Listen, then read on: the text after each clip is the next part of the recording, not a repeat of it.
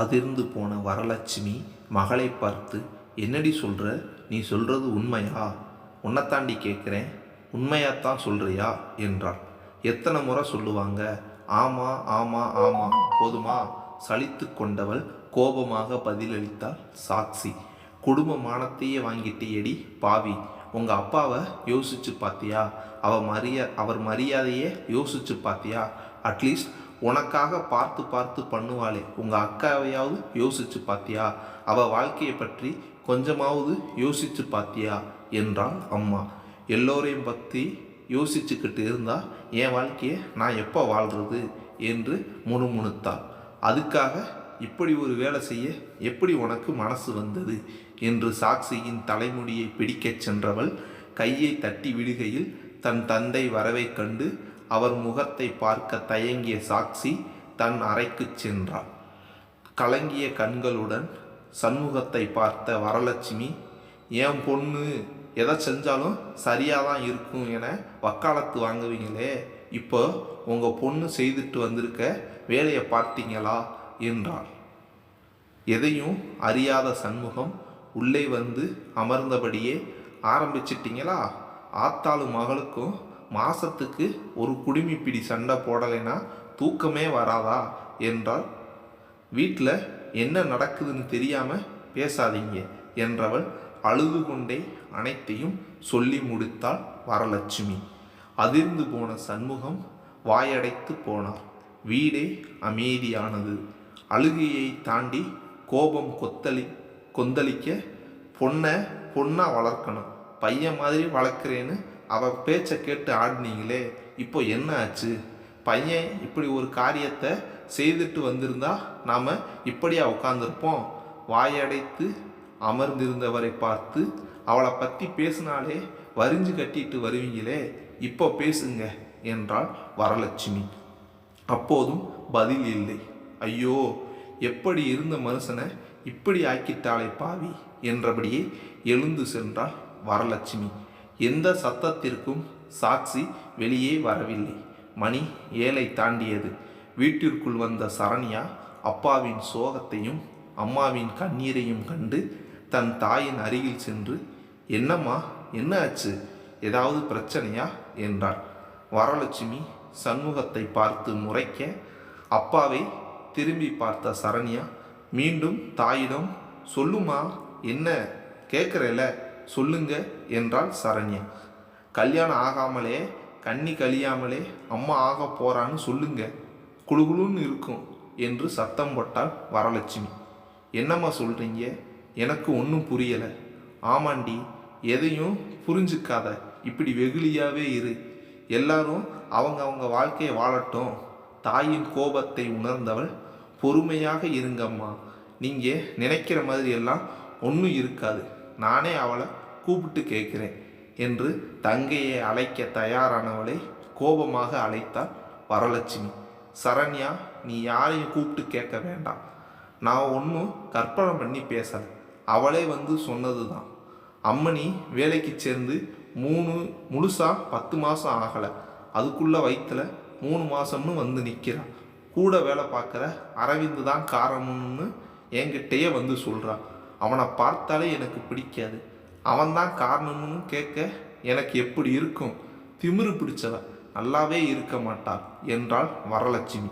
அம்மா ப்ளீஸ் சும்மா இருங்கம்மா, அப்படி தாண்டி சொல்லுவேன். எங்களை பற்றி யோசிக்கலைனாலும் பரவாயில்லை, உன்னை பற்றி கூட நினச்சி பார்க்கலையேடி அந்த கல் நெஞ்சக்காரி என்றாள் வரலட்சுமி. அம்மா, நம்ம பொண்ணை நாமளே நம்பலைன்னா எப்படிம்மா? அவள் ஏதாவது சொல்ல போக நீங்கள் ஏதாவது புரிஞ்சுக்கிட்டீங்கன்னு நினைக்கிறேன். அப்படி ஏதாவதுனா அவள் என்கிட்ட தான் முதல்ல சொல்லி இருப்பா. எனக்கு தெரிஞ்சு அவளும் அரவிந்தும் நல்ல ஃப்ரெண்ட்ஸ். அப்பாவை கூட கேட்டு பாருங்க, அப்பா நீங்களே சொல்லுங்க என்றாள் சரண்யா.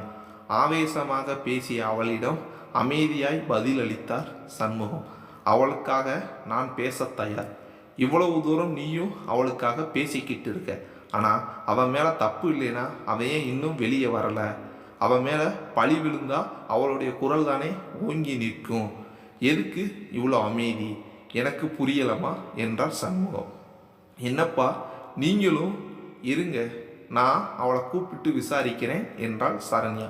சரண்யா என்று சத்தம் போட்டு சரண்யாவை வாயை அடைத்தாள் வரலட்சுமி. பயத்தில் அமைதியானவளிடம் கோபமாய் கொந்தளித்தாள் வரலட்சுமி.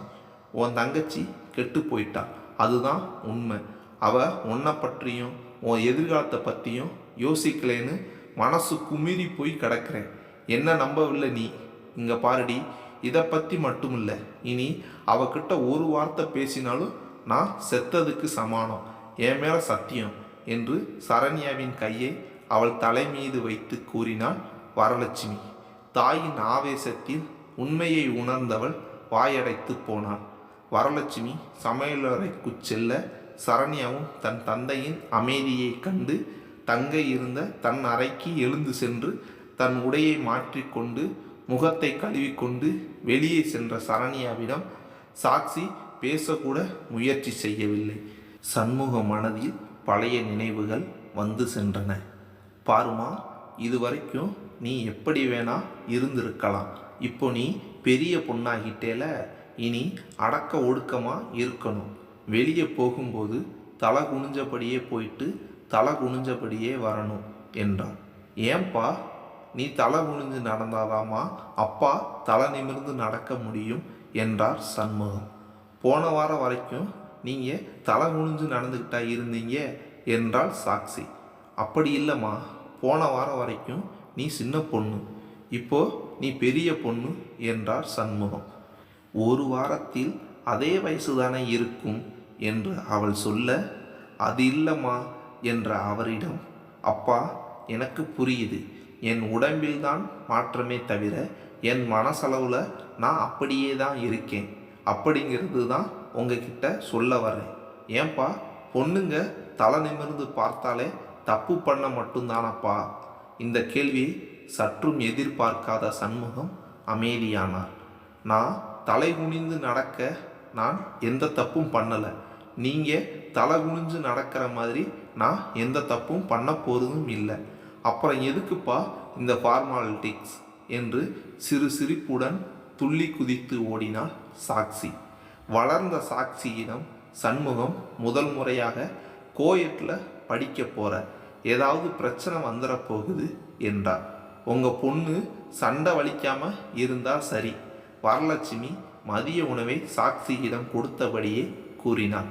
சும்மா இருடி, இது வரைக்கும் கேர்ள்ஸ் ஸ்கூல்லையே படித்தவ, கோயட்டில் ஆம்பளைங்க பசங்க வேற படிப்பாங்க. ஆம்பளை பசங்கன்னா என்னப்பா, அவங்களுக்கு மட்டும் என்ன கொம்பா முளைச்சிருக்கு என்றார். நான் அப்படி சொல்லலாமா என்றார். அப்பா, சண்டை போடுறது என்னோட ஹாபி இல்லை. எனக்கு தப்புன்னு தெரிஞ்சால் கேட்பேன். அங்கே எதுவும் தப்பு இல்லைன்னா நான் ஏன் கேட்க போகிறேன் என்றாள் சாக்சி. அது மட்டும் இல்லாமல் ரேகிங் எல்லாம் என்டர்டெயின்மெண்ட். இது காலேஜ் லைஃப்பில் மட்டும்தான் கிடைக்கும், வேற எந்த வயசுலையும் கிடைக்காது. அதையெல்லாம் என்ஜாய் பண்ணிட்டு போய்கிட்டே இருக்கணும் என்றாள் சாக்சி. இருந்தாலும் ஆம்பளை பசங்க முன்னாடி, ஆம்பளை பசங்க மட்டும் என்ன வானத்திலிருந்து குதிச்சா வந்தாங்க? அவங்களுக்கும் அம்மா அக்கா தங்கச்சின்னு குடும்பத்தோடு வாழ்ந்துட்டு வர்றவங்க தானப்பா. அவங்களுக்கும் மனசாட்சி எல்லாம் இருக்கும். நிம்மதியாக அனுப்பி வைங்க என்றார். சரிம்மா, பத்திரமா போயிட்டு வா. தந்தையிடம் ஆசீர்வாதம் வாங்கி கொண்டு புறப்பட்டவளை பார்த்து, என் பொண்ணுனா என் பேச்சை தட்டமாட்டா. இதுவே உங்கள் பொண்ணை பாருங்க, எப்போ பார்த்தாலும் எதிர்த்து எதிர்த்து பேசிக்கிட்டு கொஞ்சமாவது அடங்குறாளா? வரலட்சுமி சண்முகத்தை பார்த்து கேட்க, நான் அவளை பையனை மாதிரி வளர்த்துருக்கேண்டி, தைரியமா நேர்மையா. போதும் போதும் உங்கள் பொண்ணு புராணம் என்றாள் வரலட்சுமி. வேலைக்கு சென்ற சாக்சி அரவிந்துடன் வண்டியில் வந்து இறங்க, வரலட்சுமி, யாரடி அவன்? கூட வேலை செய்கிறவன். எதுக்கு அவன் கூட வந்து இறங்குற? இந்த பக்கமாக போகிறேன் வா, அப்படியே உன்னை ட்ராப் பண்ணுறேன்னு சொன்னான், அதான் வந்தேன். அவ்வளவுதானா? சப்பா என்று சலித்து கொண்டவள் தன் தந்தையை பார்த்து, அப்பா, எனக்கு இப்போ லவ் பண்ணுறதுக்கோ கல்யாணம் பண்ணுறதுக்கோ எந்த ஐடியாவும் இல்லை. இவங்க கற்பனையை கொஞ்சம் மூட்டை கட்டி வைத்து விட்டு அக்காவுக்கு மாப்பிள்ளை பார்க்குற வேலையை மட்டும் பார்க்க சொல்லுங்கள். செவ்வாய் தோஷம், சூரியன் உக்கரம், மூக்கு சரியில்லை, நாக்கு சரியில்லைன்னு தட்டி கழிக்கிறத விட்டுட்டு அவளுக்கு பிடிச்சி இருக்கான்னு கேட்டு முடிவு எடுக்க சொல்லுங்க. இவங்க போய் வாழ போகிற மாதிரி குறை சொல்லிக்கிட்டு என்றாள் சாக்சி. அடி என்று கோபமாக வரலட்சுமி கூறியதும் சிரித்தபடியே தன் அறைக்கு சென்றார். சண்முகத்தின் சிரிப்பு சத்தம் மனதில் கேட்க நிஜத்தில் முகம் வாடியிருந்தது. என்ன, நீங்களும் அவ சொல்றது சரிங்கிற மாதிரி சிரிக்கிறீங்க? ஒரு தாயா நல்ல வரன் பார்க்கறது தப்பா? அவளுக்கு செவ்வாதோஷம் இருந்தால் நான் என்ன செய்கிறது? அன்றைய வரலட்சுமியின் புலம்பல் மெல்ல அவர் காதில் இருந்து விலகியது. இவ்வாறாக இரவு முழுவதும் சிந்தனையில் மூழ்கி போனார் சண்முகம். இரவு அனைவரும் உண்ணாமல் உறங்கி போனார்கள். காலை விடிந்தது. சரண்யா அம்மா அப்பாவிற்கு காபி கொண்டு வந்து கொடுக்க காய்கறி அறிந்து கொண்டிருந்த வரலட்சுமி முகம் கழுவி கொண்டு வந்த சண்முகத்திற்கு காபியை எடுத்து கொடுத்து விட்டு, என்ன முடிவு பண்ணி இருக்கீங்க? பொறுமையாக கேட்டார். சரண்யா ஆஃபீஸ் கிளம்பட்டும், சாக்சி கிட்ட கொஞ்சம் பேசணும், அப்புறம்தான் முடிவு பண்ணணும் என்றார். மணி 8 தாண்ட சரண்யாவிற்கு முன் சாக்சி பணிக்கு புறப்பட்டு வேகமாக அறையை விட்டு வெளியேறினார். ஹாலுக்கு வந்து மதிய உணவை கூட எடுத்துக்கொள்ளாமல் சென்றவளை வரலட்சுமி அவசரமாய் நிறுத்தினார். ஏய் சாக்சி, நில்லு, எங்கே போற? இதென்ன கேள்வி? ஆஃபீஸுக்குத்தான் என்றான். சரண்யா தானே 8 மணிக்கு கிளம்புவா, நீ 9 மணிக்குத்தானே கிளம்புவ? உன் அக்கா கிட்ட மடிப்பிச்சை எடுக்க வெளியே போய் இடம் பார்க்குறியா? அம்மா, என்னம்மா பேசுறீங்க நீங்க? சரண்யா சங்கடப்பட்டதும், இது என் வாழ்க்கை, யார்கிட்டையும் மடிப்பிச்சை எடுக்க வேண்டிய அவசியம் எனக்கு இல்லை என்றார். சாக்சி, நான் உங்ககிட்ட கொஞ்சம் பேசணும். சண்முகம் கூற, இனி பேச எதுவும் இல்லைப்பா, ஆக வேண்டிய வேலையை பாருங்க என்றவள் பதிலை எதிர்பார்க்காமல் அங்கிருந்து வேகமாக புறப்பட்டார். பார்த்தீங்களா திமிர? உங்களுக்கு ஆர்டர் போட்டுக்கிட்டு போகிறாங்க மகாராணி. இவ்வளவு திமிர் பிடித்தவள் என் வயிற்றில் சுமந்திருக்கேன்னு நினைக்கும் போது வயிறு எரிது. விளங்காமல் போக, அவள் வயிற்றில் வளர்றது மண்ணா போக சாபத்தை கொட்ட சரண்யா, அம்மா சும்மா இருங்க ப்ளீஸ் என்றார். இங்கே பாருடி, அவளை வெளியே வச்சு பேசலான்னு கனவு கூட காணாத. வரலட்சுமி மதிய உணவை சரண்யாவிடம் கொடுத்து வழி அனுப்பி வைத்தார்.